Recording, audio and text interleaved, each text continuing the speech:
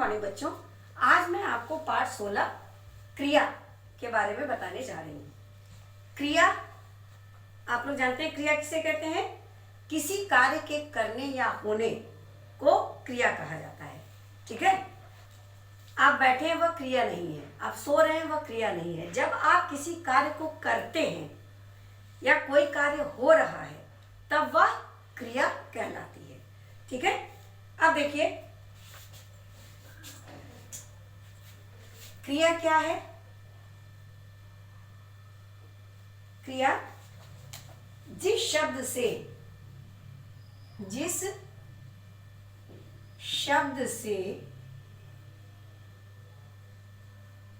कार्य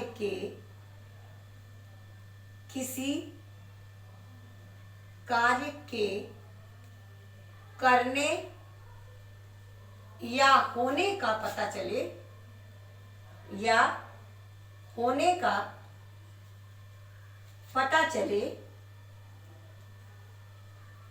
चले उसे क्रिया कहते हैं।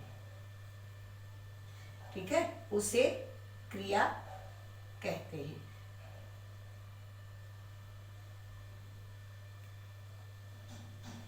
जैसे हवा चल रही है, अभिनव पतंग उड़ा रहा है, आकाश में पक्षी उड़ रहे हैं, तो ये क्या है? इसके माध्यम से हमें कोई न कोई कार्य होने का पता चल रहा है। ठीक है, वह हो जाते हैं क्रिया। जिस शब्द से किसी कार्य के करने या होने का पता चले उसे क्रिया कहा जाता है। अब देखिए, एक बात विशेष रूप से ध्यान देने योग्य है इसमें कि क्रिया के बिना वाक्य पूरा नहीं होता। कभी भी आपका वाक्य बिना क्रिया के पूरा नहीं होता है। इस तरह से क्रिया को वाक्य का अभिन्न अंग माना जाता है। क्यों अभिन्न अंग माना जाता है? क्योंकि कोई भी वाक्य बिना क्रिया के पूरा होता ही नहीं है। ठीक, अब इसके बाद आपका आता है धातु। धातु किसे कहते हैं? क्रिया के मूल रूप को, है ना, जो क्रिया का मूल रूप होता है वह धातु कहलाता है। क्रिया के मूल रूप को धातु कहते हैं। ठीक, क्रिया के मूल रूप को धातु कहते हैं। कैसे क्रिया के मूल रूप को धातु क्यों कहते हैं? अब देखिए, धातु क्या है? जैसे गा। ठीक, अब इसके बाद आपने उसमें एक प्रत्यय जोड़ दिया ना, अब क्रिया क्या हो गई? गाना। नाच, ठीक, पढ़, खा, इस तरीके से ये जो शब्द अकेले हैं वह धातु के अंतर्गत आ जाएंगे। गा ना प्रत्यय जोड़ देने पर गाना हो गया, खा ना प्रत्यय जोड़ देने पर खाना हो गया, खेल ना प्रत्यय जोड़ने पर खेलना हो गया, पढ़ ना प्रत्यय जोड़ने पर पढ़ना हो गया। तो इसी तरीके से जो मूल रूप होती है, क्रिया का मूल रूप क्या हुआ? खा हो गया, ना प्रत्यय हो गया और दोनों मिला करके क्रिया बन गई खाना। तो इस तरीके से क्रिया का जो मूल रूप है वह धातु कहलाता है। मूल धातुओं में ना प्रत्यय जोड़कर क्रिया शब्द बनाए जाते हैं। जैसे कैसे? मूल धातुओं में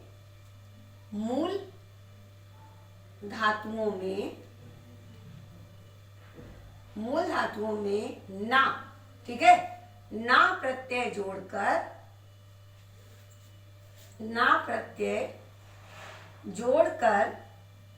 क्रिया बनाए जाते हैं। ठीक, क्रिया बनाए जाते हैं। अब कौन कौन से हैं? जैसे धातु हो गया आपका, अभी हमने आपको बताया धातु हो गई, फिर क्या हो गया? प्रत्यय हो गया, ठीक, फिर हो गई क्रिया। अब देखिए कैसे बना? गा धातु, ठीक, इसमें जोड़ दिया हमने ना, क्या हो गया? गाना। ठीक। पढ़ धातु, इसमें हमने जोड़ दिया ना, क्या बन गया? पढ़ना। ठीक। फिर खा धातु, इसमें हमने जोड़ दिया ना, क्या बन गया? खाना। ठीक है। हंस, हंस धातु, फिर इसमें हमने जोड़ दिया ना, क्या बन गया? हंसना। ये इस तरीके से पूरी क्रिया बन गई। अब अगर मान लिया कोई वाक्य हम बोलते हैं, जैसे कि वाक्य हमने कहा कि राधा गाना गा रही है ना? तो बिना क्रिया के वाक्य तो पूरा नहीं हुआ। अब मान लिया हमने कहा मोहित खाना खा रहा है, रीता पढ़ रही है। ठीक। तो तब भी जो भी क्रिया जब तक हम नहीं उसमें प्रयोग करेंगे तो वाक्य जो है कभी भी पूरा नहीं होगा। अब हम आपको बताते हैं कि क्रिया के भेद कितने हैं। ठीक। क्रिया के कितने भेद हैं।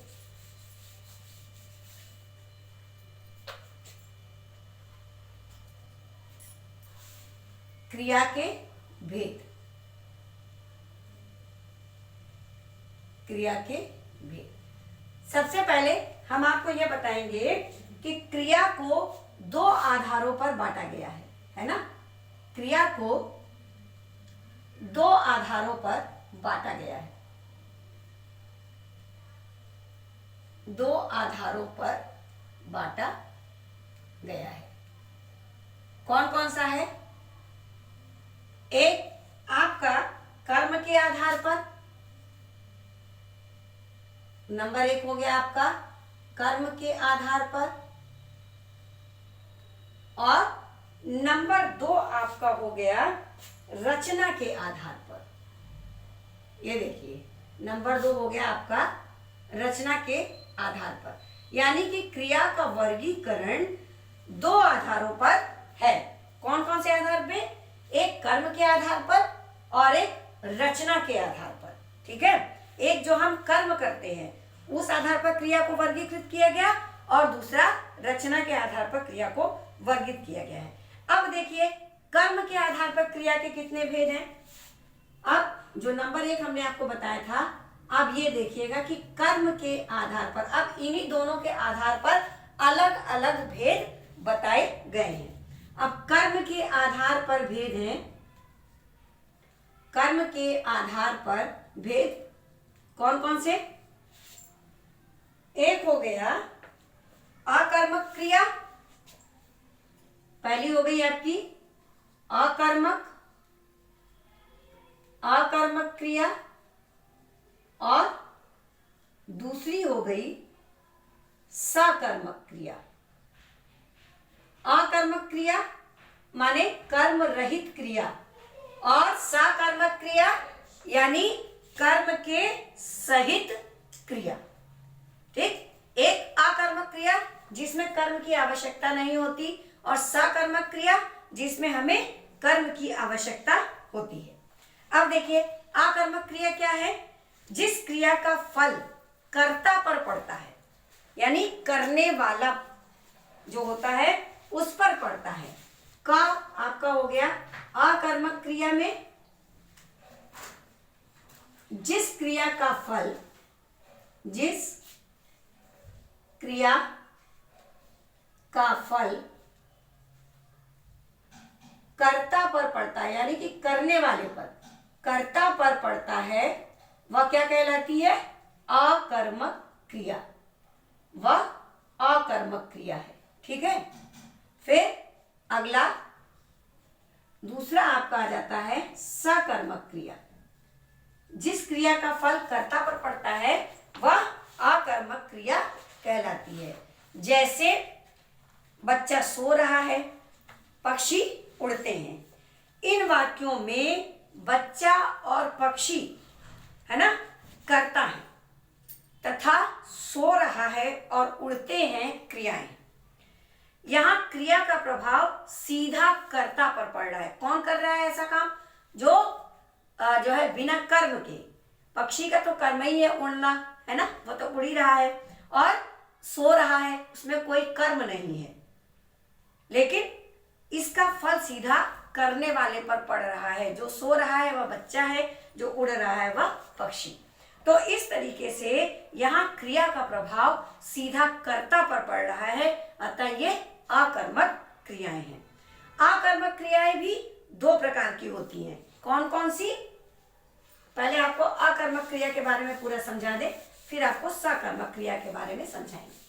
अब आकर्मक क्रिया भी दो प्रकार के होते हैं। आकर्मक क्रिया दो प्रकार के हैं, ठीक है, दो प्रकार के हैं। कौन कौन से? नंबर 1 पूर्ण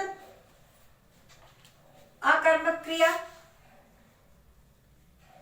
पूर्ण आकर्मक क्रिया, और नंबर 2 आपका है अपूर्ण आकर्मक क्रिया। नंबर 2 क्या हो गया? अपूर्ण आकर्मक, ठीक है। पहला आपका हो गया पूर्ण आकर्मक क्रिया और दूसरा हो गया अपूर्ण आकर्मक क्रिया। अब देखिए पूर्ण आकर्मक क्रिया क्या है? पूर्ण नाम से स्पष्ट है, यानी पूरा हो जाना, ठीक। ये क्रियाएं अपने आप में पूर्ण होती हैं, पूरी होती हैं। इन्हें अपना अर्थ स्पष्ट करने के लिए किसी दूसरे की आवश्यकता नहीं होती। ये जो पूर्ण आकर्मक क्रिया है ये अपने आप में पूरी मानी जाती हैं। इनका अर्थ स्पष्ट करने के लिए हमें किसी अन्य चीज की आवश्यकता नहीं पड़ती। अब जैसे शेर दहाड़ रहा है, तो शेर जो है वह दहाड़ता है, ये खुद उसकी अपनी क्रिया है। उसको दहाड़ने में किसी अन्य शेर की आवश्यकता नहीं पड़ रही कि आओ तुम भी मेरे साथ दहाड़ो तो आवाज जो है वह तेज हो, नहीं, वह जो है खुद में पूर्ण है, उसको किसी अन्य की आवश्यकता नहीं है। जैसे माली या बच्चे हंस रहे हैं, तो हंसने के लिए किसी अन्य की सहायता की आवश्यकता नहीं, वह स्वयं में पूर्ण है, वह अपनी क्रिया खुद कर रहा है। तो ये क्या हो गई? पूर्ण आकर्मक क्रिया।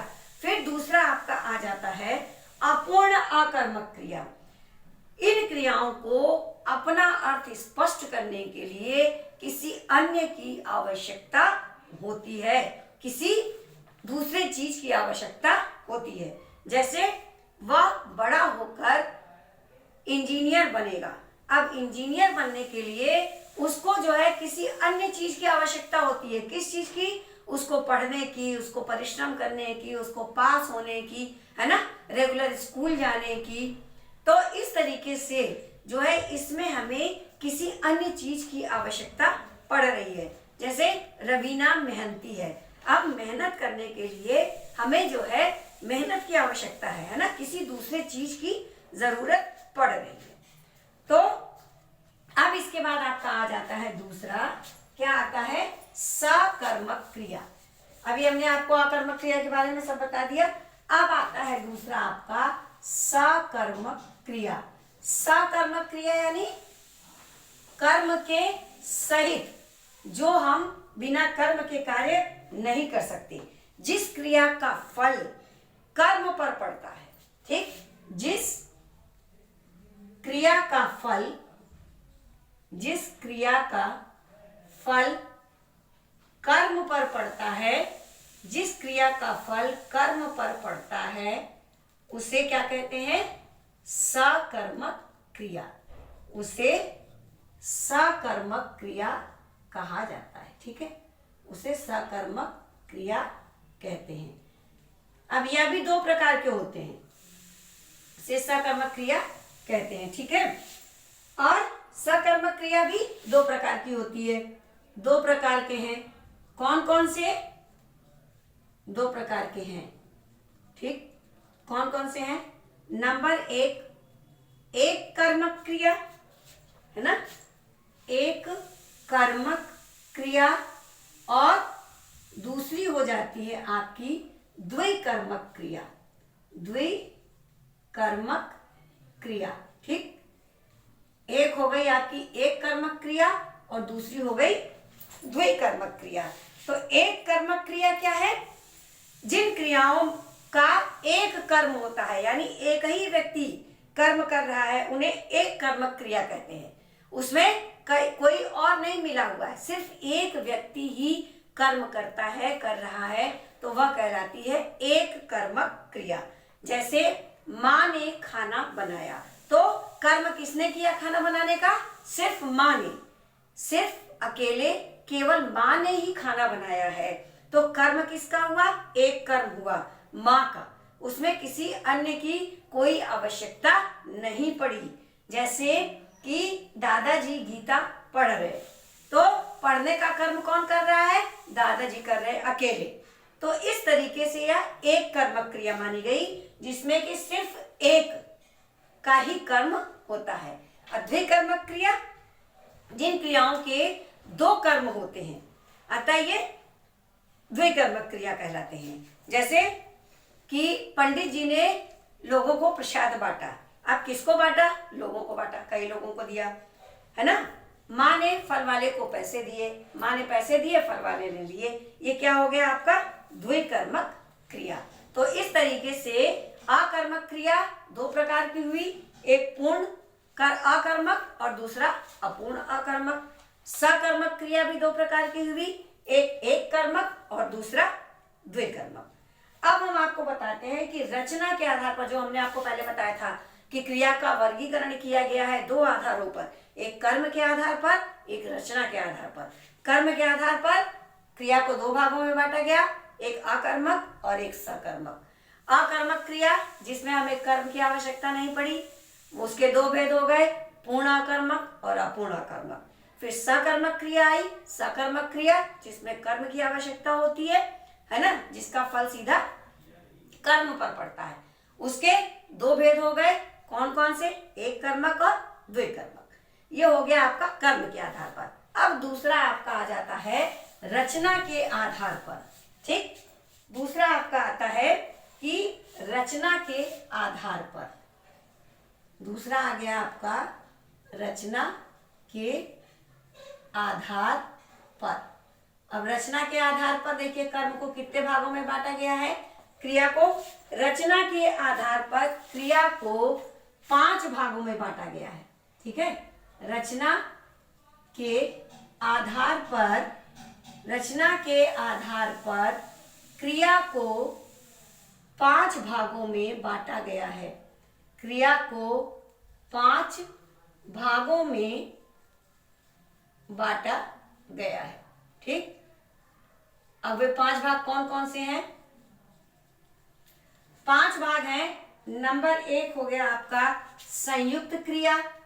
नाम से ही अर्थ स्पष्ट हो जाता है अगर आप ध्यान से इस चीज को सुनेंगे और पढ़ेंगे तो। फिर नंबर 2 हो गया प्रेरणार्थक क्रिया। ठीक है, नंबर 2 आपका हो जाता है प्रेरणार्थक। फिर नंबर 3 आपका हो जाता है नाम धातु, है ना। इसको 5 भागों में बांटा गया है। फिर नंबर 4 आपका आ जाएगा कृदंत क्रिया। ठीक है, फिर नंबर 5 आपका आ गया पूर्वकालिक क्रिया। कौन कौन सी क्रिया हो गई? नंबर 1 हो गई संयुक्त क्रिया, नंबर 2 हो गया प्रेरणार्थक, नंबर 3 हो गया नाम धातु, नंबर 4 हो गया कृदंत और नंबर 5 हो गया पूर्वकालिक। तो इस तरीके से अब हम आपको अलग अलग बताएंगे कि संयुक्त क्रिया क्या है। संयुक्त क्रिया जब 2 या 2 से अधिक क्रियाओं का साथ साथ प्रयोग होता है ना, अकेला नहीं। संयुक्त माने मिश्रण, अन्य चीजों को किसी एक चीज में मिला देना, वह कहलाता है संयुक्त कर देना, यानी इकट्ठा कर देना, है ना। वह अकेला नहीं होता, अगर अकेला है तो वह एकाकी हो जाएगा। संयुक्त का मतलब कि किन्हीं और चीजों को किसी एक चीज में मिला देना। जब 2 या 2 से अधिक क्रियाओं का साथ साथ प्रयोग होता है तो उसे क्या कहते हैं? संयुक्त क्रिया।